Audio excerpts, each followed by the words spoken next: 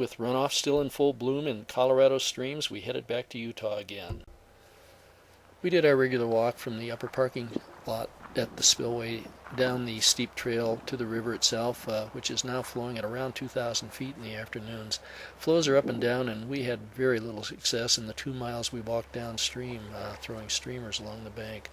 I don't think I'll come back to the upper part of the A section again.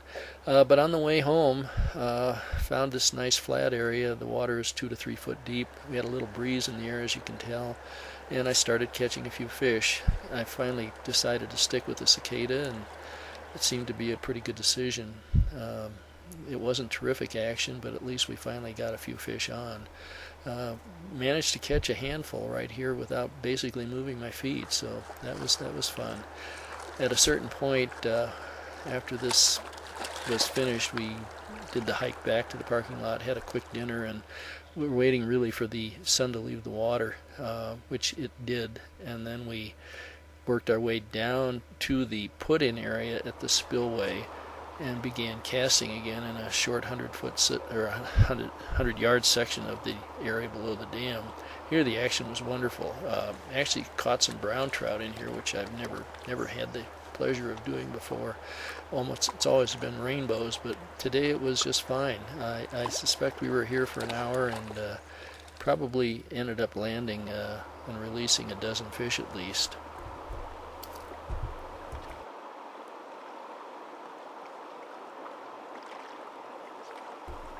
There was no great size to any of these fish, but they were 12 to 14 to 16 inches.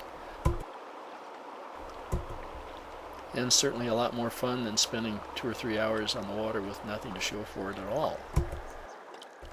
Drove just through Dutch John to camp for the night and watched a beautiful sunset.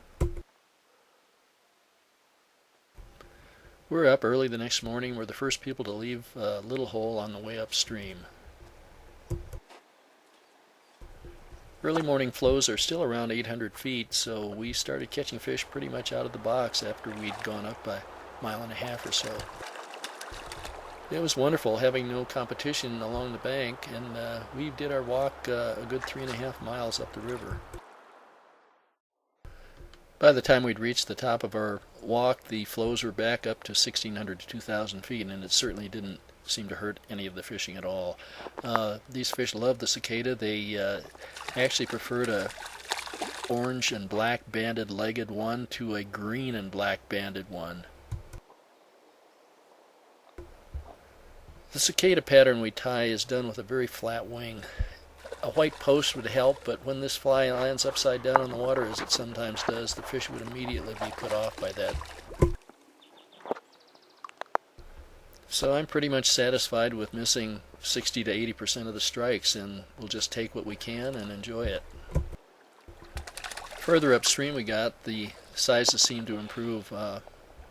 Caught a handful of fish that had to be in the 18-inch range, and a couple of them that were a good 20. Here's the mid-morning drift boat hatch. Actually, there are 5 boats up above us, and as we turn and look downstream, there had to be another 3 of them clustered just below. The fishing was really wonderful today. They just love those cicadas. I suspect we may have had close to 100 strikes. Shoo, fishy, shoo. Back in the water with you.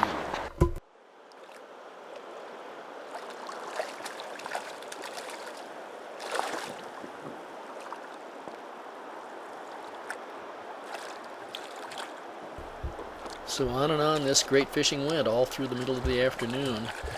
At a certain point we decided to stop pinging these fishy mouths and headed back to Little Hole and had our lunch.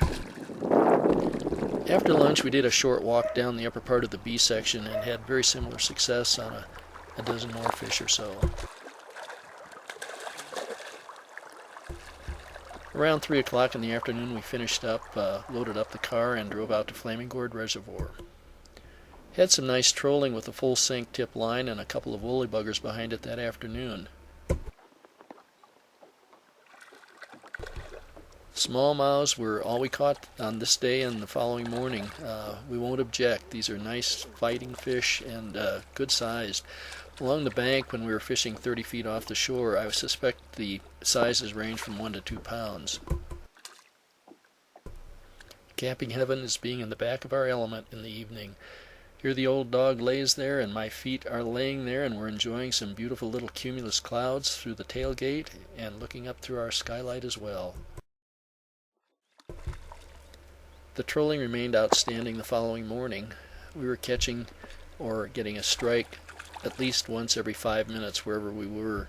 That's outstanding results compared especially to Lake Powell, where on a fortunate day we'd get one every 15 minutes.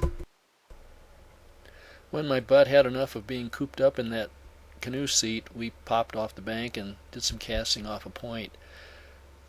It's not much fun to cast a full sink line, but we actually caught a fish or two here anyway.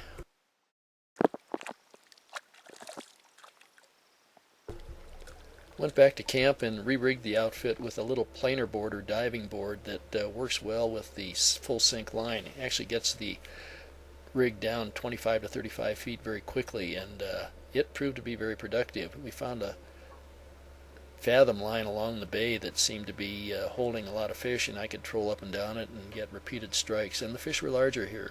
I would say 2 to 3.5 pounds as opposed to the 1 to 2 pounds along the bank.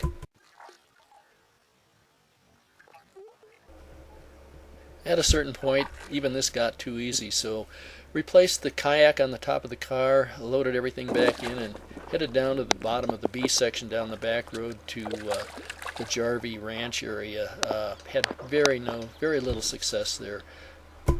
About the only excitement was this tiny bird that I found when I put my rod down to re-rig it. Neither lower B or upper C were much fun. Flows are too strong, there's a little bit too much color in the water, but we'll be back here again when we can fish it at a lower flow.